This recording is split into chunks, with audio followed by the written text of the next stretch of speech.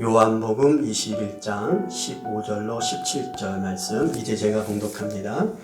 그들이 조반 먹은 후에 예수께서 시몬 베드로에게 이르시되 요한의 아들 시몬아 내가 이 사람들보다 나를 더 사랑하느냐 하시니 이르되 주님 그러하나이다. 내가 주님을 사랑하는 줄 주께서 아시나이다.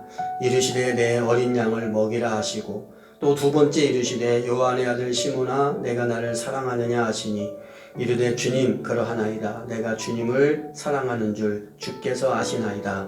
이르시되 내 양을 치라 하시고 세 번째 이르시되 요한의 아들 시몬아 내가 나를 사랑하느냐 하시니 주께서 세 번째 내가 나를 사랑하느냐 하심으로 베드로가 근심하여 이르되 주님 모든 것을 아시오매 내가 주님을 사랑하는 줄을 주님께서 아시나이다. 예수께서 이르시되 내 양을 먹이라. 아멘. 아멘.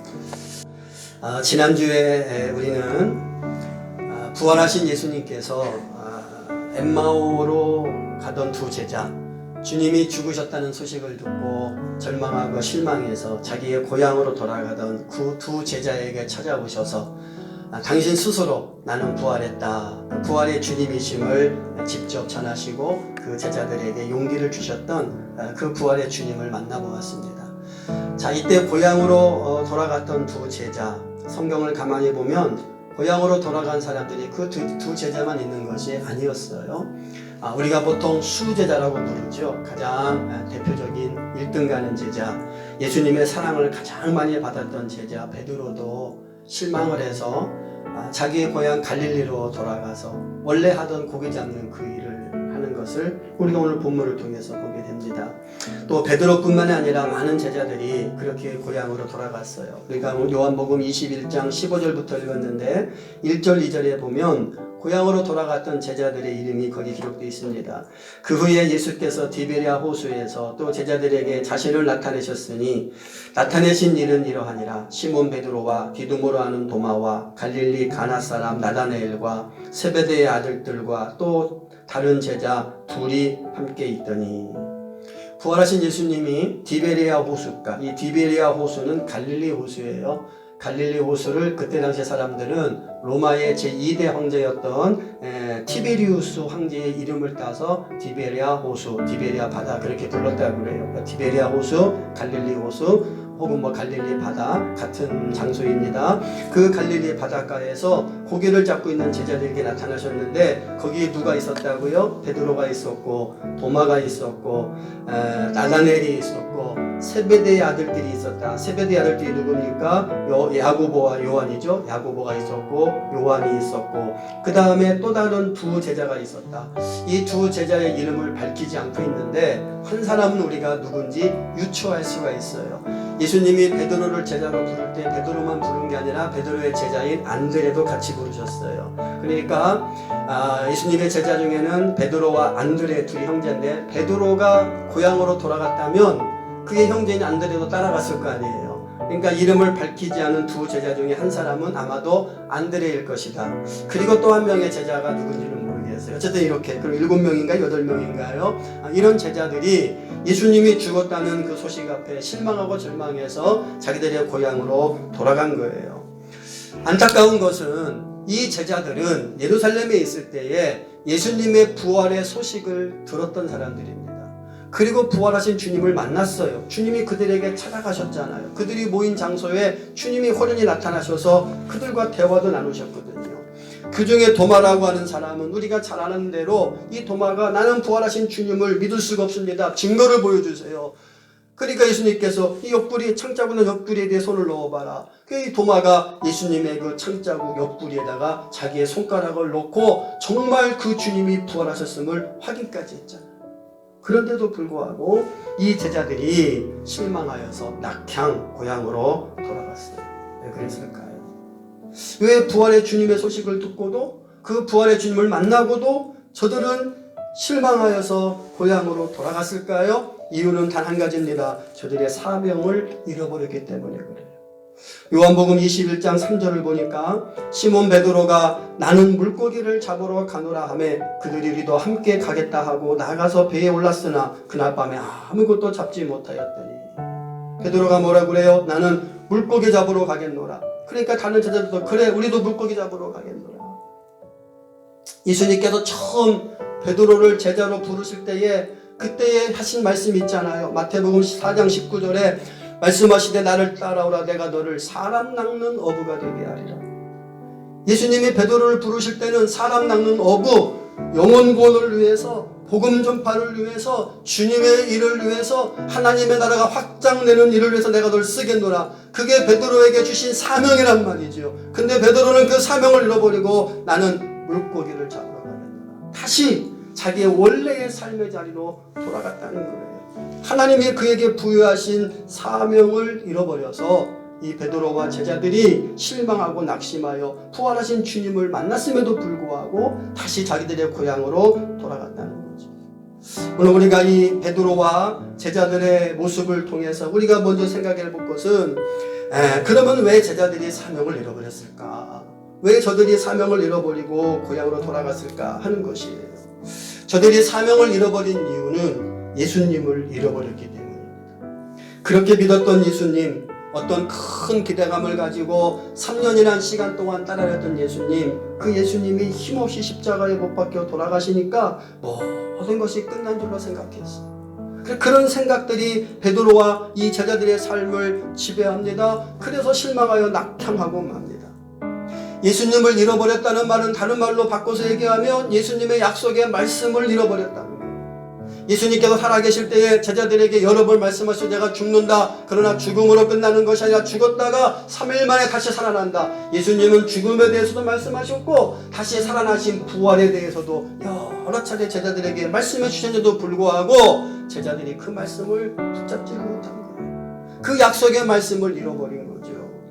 예수님은 부활하셔서 항상 함께 계심을 약속해 주셨는데 이 말씀을 믿지 못하고 예수님을 잃어버리고 그 약속의 말씀을 잃어버리고 그래서 모든 것이 다 끝장나버린 줄로 알고 실망하여 사명감 다 뒤로 제쳐놓고 다시 고향으로 돌아갔던 제자들.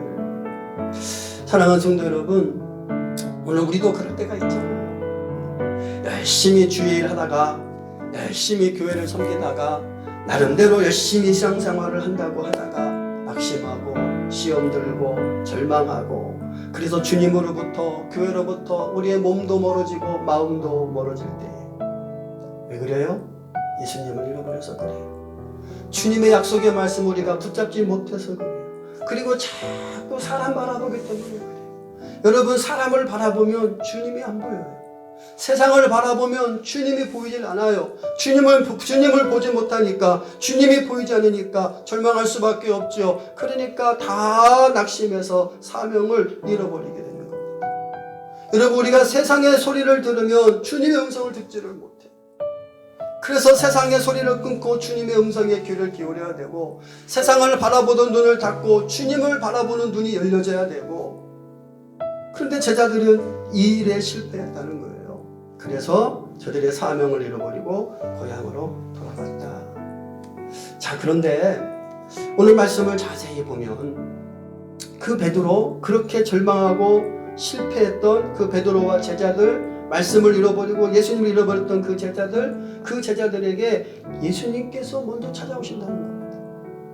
사람 낚는 어부가 되게 하리라. 이 사명을 잊어버리고 고개나 잡고 있는 그 베드로를 주님이 놓지 않으셨어요.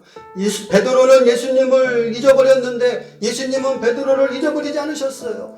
베드로는 예수님의 말씀을 잊었는데 예수님은 베드로를 잊지 않으시고 부활하신 그 예수님이 찾아오셔서 다시 베드로를 만나 주시는 겁니다. 지난주에 엠마오로 가는 두 제자에게도 먼저 찾아가셔서 다시 그들의 가슴에 불을 지폈던 그 예수님께서 베드로에게 먼저 찾아가시는 거예요. 이게 은혜라는 겁니다. 이 은혜가 있어야 그래야 다시금 우리의 삶에 불이 붙고 이 부활하신 주님을 만나는 이 은혜가 있어야 그래야 우리가 또 다른 삶, 부활 이후의 삶을 살아갈 수 있는 거예요. 오늘 말씀의 제목이 부활 이후의 삶인데, 부활하신 주님을 만난 것이 중요한 거야. 그것보다 더 중요한 것은 그 부활 체험 이후의 삶이 훨씬 더 중요한 거거든요. 이 제자들처럼 베드로처럼 부활한 주님을 만났음에도 불구하고 실망하여 고향으로 돌아가서 자기들이 하던 그 일, 물고기 잡는 일 하는 게 아니라 주님이 원래 그들에게 부여했던 그 사명을 감당하는 그 삶을 살아가야 되잖아요. 오늘 우리도 이 은혜가 필요하다는 거예요. 다시 찾아오셔서 우리를 만나주시는 그 주님의 은혜, 그 주님의 은혜 때문에 다시금 우리가 부활 이후의 삶을 살아갈 수 있는 그 은혜가 저와 여러분의 삶에 넘쳐나기를 축원합니다. 그러면 이 은혜가 어떤 은혜일까? 첫 번째, 주님의 이 은혜는 한번 따라해 보실까요? 용서의 은혜. 베드로가 고향으로 돌아가서 다시 물고기를 잡고 있던 어느 날 밤입니다. 이상하게도 그날따라 고기가 잡히질 않아요. 3절에 보니까 아무것도 못 잡았다. 밤새도록 애쓰고 수고했는데 헛수고였다는 거죠. 그때 주님이 오셔서 베드로에게, 제자들에게 묻습니다. 얘들아, 너에게 고기가 있냐? 아니요, 아무것도 없습니다. 그래, 그러면 배 오른편에 그물을 던져라. 그래서 그 말씀대로 배 오른편에 그물을 던졌더니 오늘 성경에 153마리, 우리가 153이라고 그러죠. 모나미 볼펜에 써있는 숫자 153, 153마리의 물고기를 잡았다. 그런데 그물이 찢어지지 않았다 그랬어요. 많이 잡았다는 표현이거든요. 그래서 153, 우리가 생각할 때 153마리가 뭘 많어? 우리 가끔 TV 보면 막 엄청나게 고기 많이 잡잖아요. 그렇게 생각하면 안 되고, 이 갈릴리 바다에서 그때 당시 잡는 고기 배는 작은 배예요. 한 서너 명 정도 탈 수 있는 작은 배. 그 배가 잡은 이 153마리의 물고기는 우리가 생각하는 멸치 같은 작은 물고기가 아니라 큰 물고기예요. 성지순례 가면 이 갈릴리 바닷가에 식당들이 있어요. 그 식당에 가면 뭐를 파냐면 고기구이를 팔아요. 붕어같이 생긴 고기를 파는데 그 고기 이름이 베드로 고기예요. 베드로 고기. 그 메뉴에 베드로 고기 이렇게 써 있어요. 그 베드로 고기를 파는데 크기가 한 이만해요. 그거 하나 먹으면 성인도 배부릅니다. 이만한 크기의 물고기 153마리니까 적은 양이 아니죠. 어쨌든 많은 고기를 잡았어요. 진짜 153마리인지 상징의 숫자인지 모르지만 고기를 많이 잡았다는 거예요. 저는 이 말씀을 읽을 때마다 이런 생각이 들어요.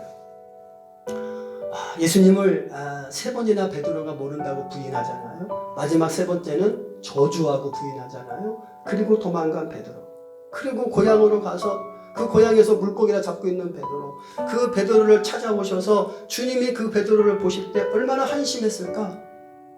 고향으로 돌아가서 물고기나 잘 잡고 있으면 그나마 다행인데 지금 고기도 못 잡고 있어요. 그 고기 잡는 일이 베드로의 천직이잖아요. 원래 베드로는 평생 예수님 따라가기 전까지는 고기 잡았던 사람인데, 그 갈릴리 바다에서 잔뼈가 굵은 사람인데 고기도 한 마리도 못 잡고 있는 그 모습을 보면서 예수님이 얼마나 한심하셨을까? 만약에 제가 예수님이라면 베드로를 혼냈을 거예요. 너 이리 와봐. 겨우 나 배신하고 도망가서 물고기나 잡는 주제에 그것도 한 마리도 못 잡고 그러고 있냐? 이 답답한 녀석아. 네가 나한테 그럴 수 있어? 어떻게 나를 이렇게 배신할 수 있어? 제가 예수님이 아닌 게 다행이죠. 근데 주님은 그렇게 하지 않으시고 그 베드로에게 찾아오셔서 너 왜 나 배신했니? 너 왜 도망갔니? 너 사람 낚는 어부 내가 만들어준다고 했는데 왜 그 말 못 믿고 또 와서 물고기를 잡고 있니? 그런 말 한마디 안 하시고 그냥 고기 많이 잡았냐? 아니요, 못 잡았는데요. 그럼 오른편에 그물을 던져볼래? 여전히 인자하시고 여전히 자상하신 그 모습으로 이 예수님이 베드로에게 다가오신다는 거예요. 여러분, 무엇을 의미합니까? 이미 예수님은 베드로를 용서했다는 거죠. 이미 베드로에게 찾아올 때에 주님은 이미 용서하신 거예요. 찾아오셔서 베드로의 반응을 보고 용서하셔야지, 그게 아니라 이미 베드로를 찾아올 때부터 용서하시고 찾아오신 거예요.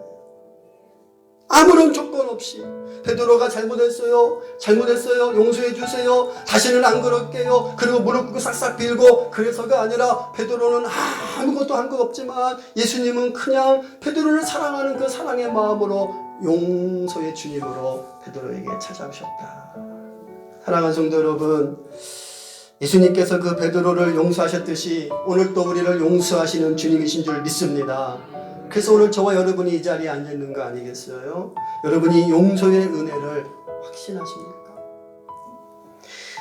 베드로를 용서하신 그 예수님이 오늘도 나를 용서하신다. 내 자신을 돌아보면 나는 베드로보다 죄가 없다 그렇게 말할 수 있습니까? 베드로보다 더하면 더했지 베드로보다 못하진 않을 거예요. 그러한 나를 예수님께서 용서하시고 그 부활의 주님이 오늘 또 나를 찾아와 주시고 나를 만나 주시고 이 용서의 은혜, 이 은혜를 우리가 경험해야, 이 은혜를 우리가 확신해야, 그래야 부활 이후의 삶을 온전하게 살아갈 수 있는 거예요. 저는 오늘 부활하신 예수님이 용서의 주님으로 저와 여러분에게 찾아오시고 우리의 삶 가운데 함께 하신 줄로 믿습니다. 여러분 이 믿음을 가지고 다시 일어나셔서 저와 여러분의 주어진 사명 감당하며 부활 이후의 삶을 충성되게 살아가는 은혜가 있으시기를 축원합니다. 두 번째, 이 예수님의 은혜 어떤 은혜냐 따라하실까요? 희망을 회복시키는 은혜. 예수님의 은혜는 희망을 회복시키는 은혜예요. 자, 여러분 죄의 특징이 뭔지 아세요? 죄에는 많은 특징이 있는데 그 중에 죄의 특징 중에 하나는 우리의 희망을 빼앗아 간다는 거예요. 죄가 우리 안에 들어오면요 희망이 사라집니다. 그래서 희망이 사라지니까 또 악한 방법을 찾는 거예요. 그리고 또 죄를 짓는 거예요. 내일에 대한 희망을 잃어버린 사람들은요 정상적인 방법으로 살아갈 수가 없습니다. 희망이 없는 사람들은 바른 길을 걸어갈 수가 없어요. 그래서 비정상적인 방법, 악한 방법을 찾는 거고, 그러다 그것마저도 안 되면 극단적인 선택을 하는 거죠. 죄가 그렇게 무서운 거예요.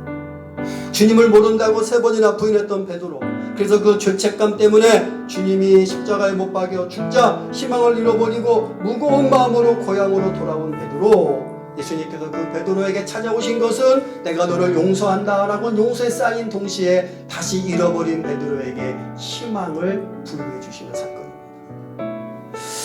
영영 자신의 곁을 떠나들었던 예수님이 다시 자기에게 찾아오셔서 그 예수님을 만나는 이 베드로에게 다 새로운 희망이 생긴 거예요.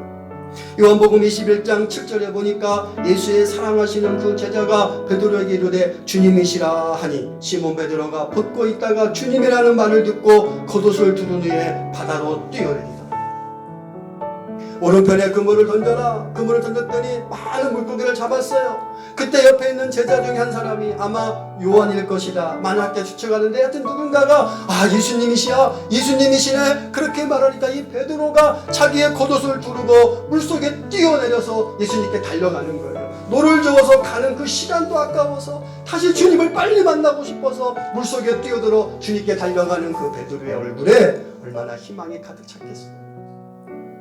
영영 다 끝난 줄 알았던, 이제는 다시는 예수님 보지도 못할 줄 알았던, 이제는 내가 주님과 함께 살았던 그 시간들은 다 헛된 것이었고 이제는 내가 평상시 옛날처럼 그냥 그렇게 살아가는 인생으로 끝내렸던 그 베드로에게 부활하신 주님이 다시 찾아오셔서 아니다 너는 사람 낳는 어부가 되는 그 사명 내가 너에게 다시 주실 것이다. 그렇게 베드로를 찾아온 그 주님을 만나는 이 베드로의 심령 속에 엠마오로 가던 두 제자들이 불이 붙었던 것처럼 베드로의 마음에도 불이 붙고 다시 희망을 붙잡게 된 거예요. 사랑하는 성도 여러분, 지금 우리는 여전히 불안해하고 있습니다. 왜 그렇죠? 내일을 알 수 없기 때문에 그래요. 미래를 예측할 수가 없어요. 우리 장로님 기도하신 것처럼 이 코로나 사태가 단순한 질병, 단순한 전염병이 아니라 우리의 죄의 결과인 것을 우리가 알기 때문에 더더군다나 이 코로나 사태가 어떻게 전개될지 우리가 예측할 수 없어서 우리는 심히 두려워하고 있습니다. 아이들의 개학도 미지수예요. 원래 교육부의 목표는 4월 말에 개학하는 거였는데 저 싱가포르라는 나라가 우리나라 못지않게 방역에 성공했다. 그래서 성급하게 아이들 3월달에 개학했다가 개학하고 나서 막 그 확진자가 급속도로 늘어나니까, 그러니까 다시 학교도 문을 닫고 다시 그 사회가 통제되고 그런 일이 있어서 우리도 지금 이렇게 많이 확진자가 줄어들고 있지만 요 며칠 때 계속 50명대 밑에 내려갔지만 이것도 섣불리 개학했다가 또 확산되면 어떡하나. 그래서 지금 5월 말에 계획했던 이 아이들의 개학이 4월 말에 계획했던 이 개학의 문제도 또 언제가 될지 지금 알 수가 없어요. 많은 분들은 올 1학기는 이렇게 그냥 지나가나 보다. 우리 교회도 대학교 교수님들 계신데 여쭤보면 그냥 올 한 학기는 거의 그냥 인터넷 강의로 이렇게 그냥 갈 것 같다. 그렇게 말씀들을 하세요. 다들 그렇게 예상하고 있고, 그래서 우리나라도 미국처럼 가을 학기제, 미국은 9월 달에 학기가 시작하잖아요. 학년이 시작하잖아요. 우리도 가을 학기제로 가야 되는 거 아니냐, 뭐 이런 얘기도 나오죠. 지금 모든 것이 지금 예측할 수가 없어요. 모든 것이 불확실해요. 희망을 말하기가 참 조심스럽습니다. 지난주에는 총리께서 부활절하고 총선이 고비다 그러더니 이제는 또 뭐라 그래요? 석가탄신일을 비롯해서 5월 5일까지가 고비다. 그거 지나고 나면 뭐라 할까요? 어버이날이 고비다. 부모님 뵈러 많이 또 갈 테니까. 또 그거 지나면 뭐라 할까요? 현충일이 고비다. 또 이렇게 많이 참배하러 갈 테니까요. 그거 지나고 나면 이제 여름 다가오죠. 여름 이제 또 피서철이 고비다. 가을 되면 단풍이 또 고비다. 겨울 되면 성탄절에 또 많이 사람들이 모일 텐데 성탄절이 고비다. 아마 그럴 것 같아요. 이게 코로나가 진전되지 않으면 그러면 또 그렇게 말할 수밖에 없는 상황이에요. 실질적으로 그런 거예요. 계속해서 지금 우리 앞에는 고비만 남아있어요. 한 고비 넘어가면 괜찮더니 또 다른 고개가 나오고 그 고개 넘어가면 괜찮더니 또 다른 고개가 나오고 지금도 뭐 어디 예천인가 거기는 지금도 매일 확진자가 나오겠다고 그러잖아요. 지역 가면 직장 가면 아직도 방심할 수가 없다. 아이를 그래서 계약도 미루고 있는 이러한 이 시기에 이 불안한 시기에 우리는 누구를 의지해야 될까요? 우리의 소망, 우리의 희망은 누구이신가요? 여러분 우리가 말하는 이 희망은 세상 사람들이 말하는 희망과는 다른 희망이에요. 언제쯤 코로나가 사라질까? 언제쯤 아이들이 학교에 갈까? 언제쯤 우리가 일상으로 돌아갈까? 그런 희망이 아니고 이 희망은 하나님에 대한 소망, 하나님 나라에 대한 소망, 주님이 통치하시는 그 나라에 대한 소망. 부활하신 예수님을 만난 사람들은 이 소망, 이 희망을 가지고 살아가는 겁니다. 이 희망이 있는 사람들은 오늘 내 삶의 현실이 어떠하든 그거에 관계없이 내 안에 평안이 있고 기쁨이 있고 감사가 있고 그래서 다시 주님이 맡기신 사명의 자리로 돌아와서 부활 이후의 삶을 우리는 충성되게 살아갈 수 있는 거예요. 여건이 좋아져서가 아니라 환경이 좋아져서가 아니라 그거에 관계없이 그냥 주님이 주시는 내 안에 기쁨과 평안과 감사가 있기 때문에 하나님이 통치하신다라고 하는 희망을 우리는 바라보기 때문에 그 희망을 붙잡고 다시 우리의 삶의 자리에 돌아가서 주님이 맡기신 사명들을 감당하는 거죠. 스데반이 돌에 맞아 죽어가면서도 바울 사도가 수많은 고난을 당하면서도 제자들이 온갖 핍박을 받으면서도 우리 많은 믿음의 선배들이 힘들고 어려운 여건 속에서도 굳굳하게 믿음을 지키고 교회를 지키고 복음을 증거하며 견딜 수 있었던 힘이 바로 이 희망 때문인 줄로 믿습니다. 하나님 나라에 대한 희망, 그 희망이 죽음조차도 우리를 막을 수 없게 하는 거예요. 예수님이 무덤을 깨치시고 사망 권세를 이기신 그 부활하신 주님이 우리에게 주신 그 희망, 그 소망, 하나님의 통치의 그 소망 때문에 우리는 어떤 환경 속에서도 우리는 승리하는 줄로 믿습니다.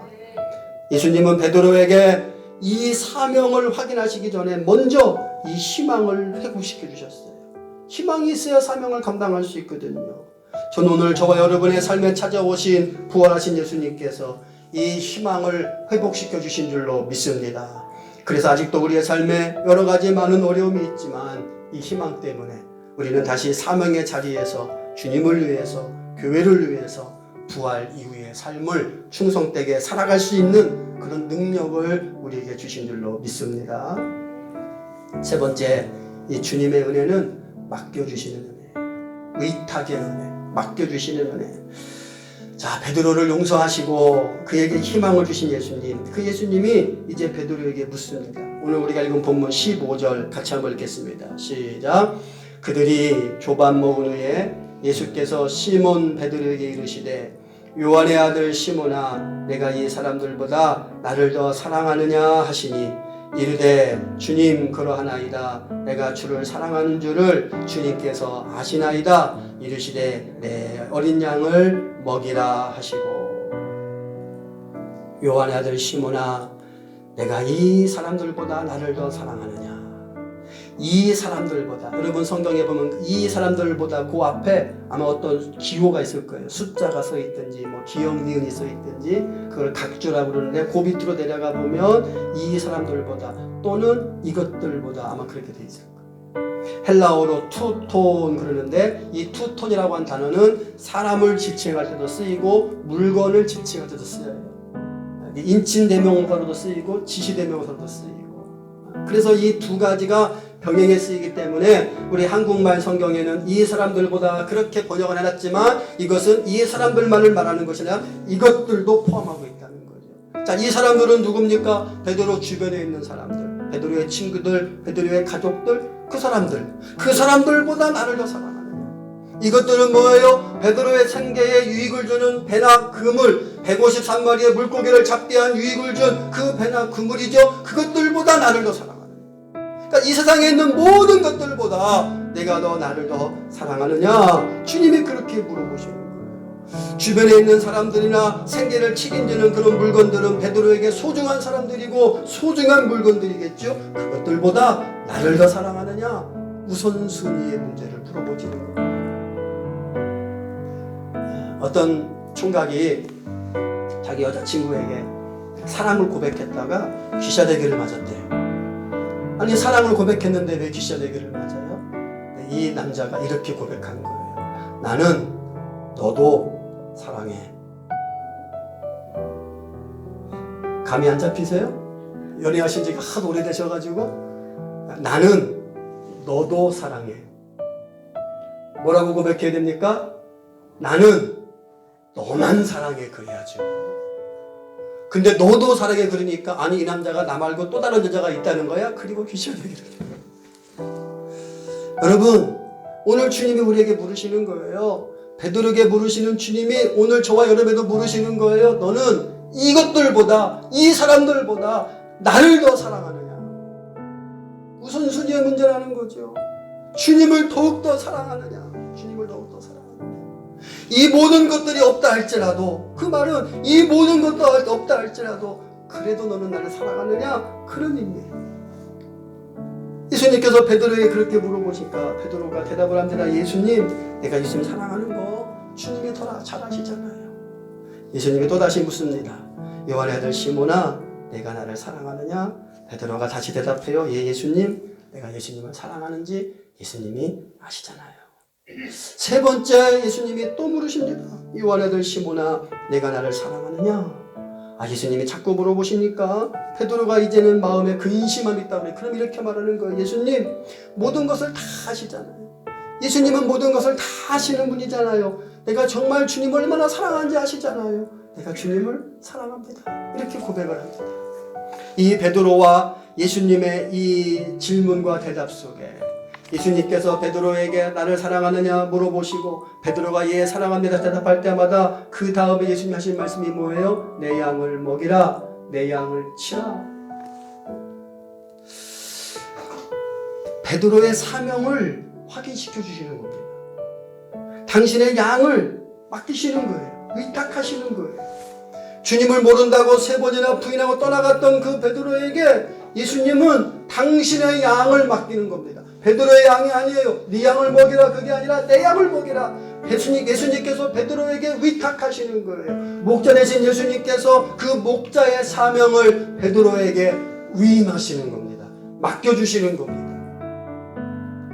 사랑하는 성도 여러분, 베드로가 어떤 사람이에요? 나약했던 사람, 죽기까지 예수님을 따라가겠다고 호언장담해놓고 예수님이 잡히니까 3번이나 예수님을 모른다고 부인하고 배반하고 저주하고 그리고 실망하고 낙심해서 고향으로 떠나갔던 사람, 예수님의 배신자, 쫄보. 그런데 그 베드로에게 예수님께서 내 양을 먹이라, 내 양을 치라, 주님의 사명을 부여해 주시라. 처음 베드로를 부를 때에 사람 낚는 어부가 되게 아니라 그 말씀과 더불어 부활 이후의 삶을 베드로가 어떻게 살아가야 되는지를 깨우쳐 주시는 말씀이에요. 여러분, 베드로가 잘나서가 아니라 똑똑해서가 아니라 그만한 능력이 있어서가 아니라 베드로는 배신자입니다. 배반자입니다. 쫄봅니다. 겁쟁입니다. 그래서 다 내려놓고 자기 고향에 돌아가서 물고기를 잡는 그 연약한 베드로에게 주님이 찾아오셔서 아무것도 묻지 아니하시고 내가 나를 사랑하느냐? 예, 사랑합니다. 그래, 그럼 내 양을 먹여. 그리고 당신의 사명을 베드로에게 위탁해 주십니다. 오늘 주님께서 저와 여러분에게 찾아오셔서 동일하게 우리에게 묻습니다. 내가 나를 사랑하느냐? 예, 예수님, 제가 사랑합니다. 그래, 중천교회를 책임져라. 중천교회를 먹여라. 중천교회를 치라. 우리가 잘나서가 아닙니다. 똑똑해서가 아닙니다. 대단해서가 아닙니다.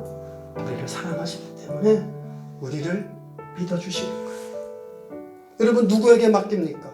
어떤 사람에게 맡겨요? 믿는 자에게 맡기는 거잖아요. 대통령이 장관을 부를 때에 나 혼자 다 못하니까 장관 당신이 그 일은 당신이 책임지고 맡으셔. 그리고 대통령의 권한을 장관에게 부여해 주는 거잖아요. 그래서 장관은 임기가 없어요. 2년 3년 임기가 없어요. 잘하면 끝까지 가는 거고, 우리 이낙연 총리가 역대 최장수 총리라면서요. 잘하니까 제일 오래 하는 거예요. 못하면 한 달만 해도 잘리는 게 장관이잖아요.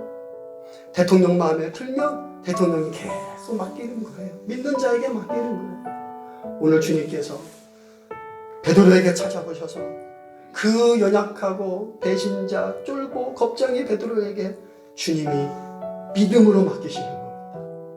내가 너를 믿는다. 네가 비록 나를 배반했지만, 나를 버리고 고향으로 돌아와 있지만, 그러나 나는 너를 믿는다. 이는 다시 일어서서 물고기 잡는 그물을 던져두고 내가 너에게 위탁한 사람 낚는 어부의 사명을 나는 내가 잘 감당할 줄로 믿는다. 내 양을 먹이라. 내 양을 치라. 오늘 부활하신 예수님이 저와 여러분에게 찾아오셔서 저와 여러분에게도 우리의 사명을 다시 부여하시고 우리 중천교회를 맡기시는 줄로 믿습니다. 우리는 그 주님의 말씀, 그 주님의 위탁의 그 말씀에 아멘하고 순종하여서 부활 이후의 삶, 교회를 온전히 세워가고 교회를 주님이 기뻐하시는 교회로 만들어가는 그 일에 우리의 온 삶을 던져야 될 줄로 믿습니다. 말씀을 맺으려고 합니다. 지금 주님을 잃어버리고 말씀을 잃어버려서 사명을 잊은 채 방황하고 있으십니까? 용서의 주님, 희망의 주님, 위탁의 주님께서 오늘 저와 여러분의 손을 붙잡고 계신 줄로 믿습니다. 사명을 잃어버리고 자신의 생업으로 돌아간 베드로와 제자들에게 부활하신 주님이 찾아오셔서 그들을 영적으로 실망하여 잠자던 그들의 영혼을 흔들어 깨우고 낙심과 절망으로 죽어있던 그들의 사명을 다시 살려내시고 제자들의 사명을 부활시킨 것이에요. 그리고 부활 이후의 삶을 어떻게 살아가야 하는지 깨우쳐 주셨듯이 오늘 그 부활하신 주님이 저와 여러분에게도 찾아오셔서 2000년 전에 베드로에게 찾아가신 것이 아니라 오늘 나에게 찾아오셔서 2000년 전에 베드로에게 말씀하신 것이 아니라 오늘 나에게 말씀하셔서 오늘 나에게 주시는 이 말씀을 우리가 받고 잠자는 영혼이 다시 깨어나고 코로나로 인해서 주저졌던 우리의 믿음과 사명이 다시 부활하여서 주님이 원하시는 부활 이후의 삶을 온전히 살아가는 그런 은혜가 있으시기를 축원합니다. 요한의 아들 시몬아, 내가 나를 사랑하느냐? 주님이 베드로에게 물으신 그 물음, 그 질문이 오늘 우리를 향한 질문이에요. 내가 나를 사랑하느냐? 예, 예수님, 내가 예수님을 사랑합니다. 우리도 베드로처럼 고백하고 주님이 다시 우리에게 용기를 주시고 희망을 주시고 우리의 모든 허물을 용서하시고 그리고 다시 우리 중천교회를 일으켜 세울 수 있는 이 귀한 사명을 맡겨주심에 감사함으로 우리 모두가 다 승리자가 되어서 주님이 기뻐하시는 아름다운 삶을 살아갈 수 있는 그런 저와 여러분이 되시기를 주님의 이름으로 축원합니다. 우리 같이 찬양 하나 부르겠습니다. 갈릴리 호숫가에서 주님은 시몬에게 물으셨네. 사랑하는 시몬아, 너 날 사랑하느냐? 오 주님, 당신만이 아십니다. 우리 함께 찬양하겠습니다. 갈릴리 호숫가에서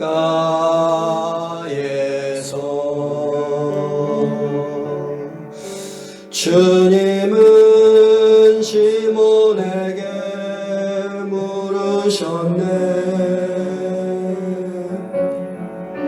사랑하는 시몬아, 너 날 사랑하느냐? 오 주님, 당신만이 아십니. 갈릴리 호숫가에서 갈릴리 호숫가에서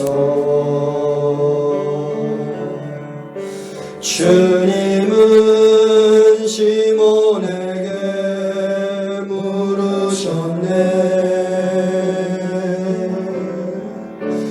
사랑하는 시몬아 너 날 사랑하느냐 오 주님 당신만이 우리 다시 한번 고백하는데 시몬 대신 자기 이름을 두고 고백합니다. 갈릴리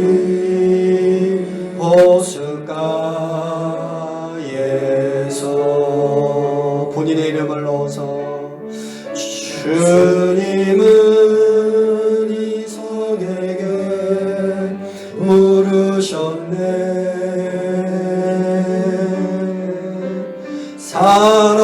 사랑하는 이석아 너 날 사랑하느냐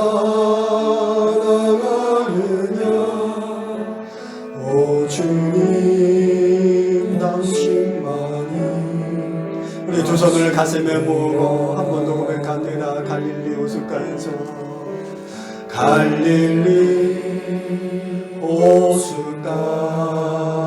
호숫가에서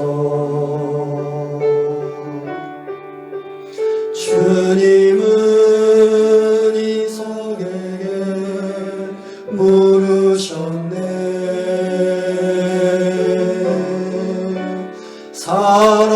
사랑하는 이석아 너 날 사랑하느냐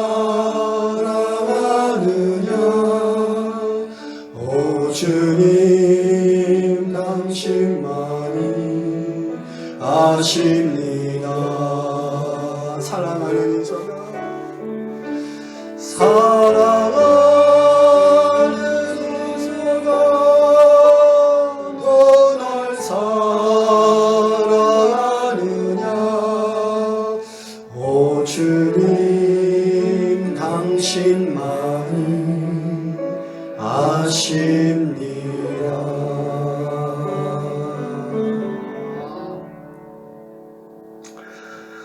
사랑하시는 주님 감사합니다. 베드로와 같이 연약하고 어리석고